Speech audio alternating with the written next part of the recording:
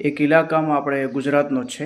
અહીંયા તાલુકામાં ખાલી એક તાલુકામાં 300થી વધારે ઓલમાઈ કિરામ છે એવું મને અહીંયાના એક ભાઈએ કીધું.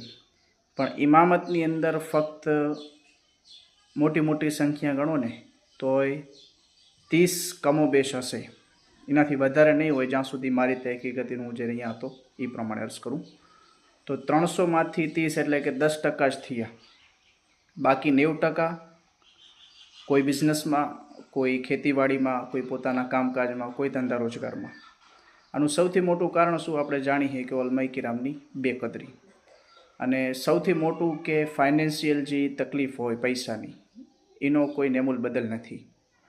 એવું તો નથી કે ભાઈ દુકાને કોઈ મૌલાના જાય તો એવું સમજીને કે ભાઈ મૌલાના હે તો તમારા હાલો 50ની નહીં તમે 10માં લઈ જાઓ વસ્તુ. એ જ રીતે મૌલાના દવાખાને જાય, રાખવાવાળા હોય કે ભાઈ મૌલાના હે તો આમનું ઓછું રાખવું, પણ અમુક શું મૌલાના જોઈને એક કરી નાખતા હોય કે ભાઈ આમને શું ખબર પડતી એવું સમજીને. તો મૌલાના હોય ને દવાખાને જાય તો એવું તો છે નહીં કે ભાઈ હાલો મૌલાના હે તો બિલ જ નથી લેવું.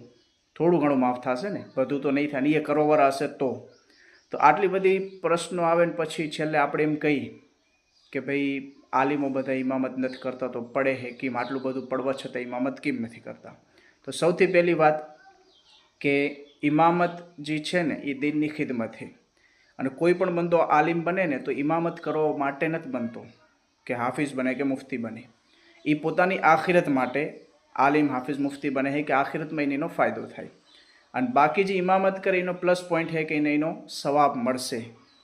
બહુ મોટી ખિદમત છે દીનની, અને ઇમામત ઉપર રહીને જે ખિદમત થાય બીજી જગ્યાએથી નથી થઈ શકતી જોઈએ એવી. પણ એનો મતલબ એવો નહીં કે આલિમ બન્યો તો ઇમામત કરવા માટે જ બન્યો. કારણ કે 8-8, 10-10, 12-12 વર્ષ આલિમ બનવા માટે માણસો ઓલમાઈ કિરામ આપણા દારૂલની અંદર કાઢે. તો 8-10 વર્ષ કંઈ 15,000ની નોકરી હાટું નહીં કાઢતા હોય, દીનની ખિદમત માટે જ કાઢતા હશે. તો એના હિસાબે દીનની ખિદમત કરવા માટે આલિમ બને અને પોતાની આખિરત માટે બને. તો હવે એવું કેવું કે ભાઈ આલિમ બનીને નોકરી નથી કરતા તો આલિમ બનવાનું કારણ શું? તો આલિમ બનતો પોતાની આખિરત માટે બને. અને બીજી વસ્તુ કે આજે આપણે જો ધારતા હોય કે જેવા જે સારા સારા ઓલમાઈ કિરામ હે ઇમામતની લાઇનમાં રહે અથવા નથી તો આવી જાય, તો સૌથી પહેલાં આપણે ઓલમાઈ કિરામની ટેન્શનને સમજવી પડશે અને એમના હાલાતની અંદર એમનો સાથ દેવો પડશે. આજે આપણે ઘણા બધા ઓલમાઈ કિરામને આપણે મશવરા દેતા હોય. મેં પર્સનલી 1-2 ઓલમાઈ કિરામને મશવરતન અર્જ કર્યું કે તમે ઇમામત અથવા તદરીસની લાઇનમાં હો તો સારું.